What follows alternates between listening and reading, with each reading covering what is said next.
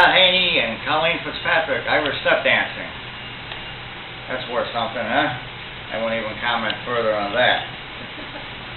Okay, and while we were there, we've been up there quite a few times, and we know most of the people up there. We made the rounds with our friends, and we had some pictures taken over on the weather set. And Colleen, if you could switch over to this. Curtis Grevenitz, who's the weekend weatherman, and I'm an early morning weather watcher from Waterbury. I do it with Scott during the week, and I do it with Curtis on the weekends. And we went over to see him. They took us over there, and we had our pictures taken with him. And another second or so, you're going to be privileged to see us in the weather center. It'll be Kathy, myself, Colleen, and Curtis Grevenitz, the weekend weather guy. And that's in the weather set. And they actually have the green wall. When they're doing the weather, and you see everything there, they're looking at a monitor, and they're broadcasting it through the monitor, but they're actually pointing to a green wall. That's what you see there. And then we got promoted from the weather center to the news anchor booth.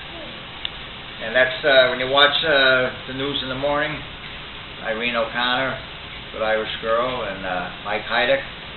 Or if you watch the night one with Al Terzi and Denise DeCenzo, that's the booth where they're sitting at. And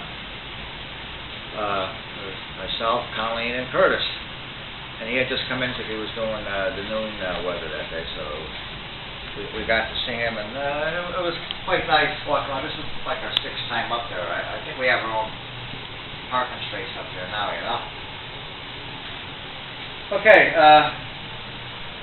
the girls from the Shamrock School, they danced St. Patty's Day night at the 121 restaurant at the Oxford Airport for the patrons celebrating there that night. And they had many other performances during the week. And I also attended the ceremony and the parade in Bridgeport on St. Patty's Day itself.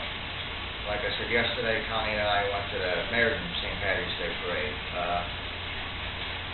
Chief of the fire department over there, Jim Trainer from Waterbury, led his men, and I got a couple of photos of him and his apparatus, and I will email them to him. I don't think he knew I was there, but I'll surprise him when I send him the photos, unless he hears about it tonight here. And, you know, he goes back to everything. He's involved with the department 24/7, not just like some chiefs who live out of town and don't come back to anything. Well, he's there for everything. He's a good chief. Waterbury's lost was Meriden's gain. Okay, now I'm going to get into some serious stuff. Dealing with private industry, dealing with the Catholic Church, and the government usually is and has been a problem. I can attest to that. My dad died on November 18th, 2008. He didn't get his military footstone that the government provides to all veterans until this past Friday, March 19th, 2010. The paperwork was supposedly filled out by the funeral home, but the cemetery and the veterans both said that they didn't get it from the funeral home. You know, he didn't do this, he didn't do that. It's your fault, my fault, boom, boom, boom. Everybody's blaming everybody else. We did the paperwork again. Took a long time to get processed. And then the stone came in, and when it did last September, that was still almost a year after my father had died. Then the cemetery said it was the wrong style.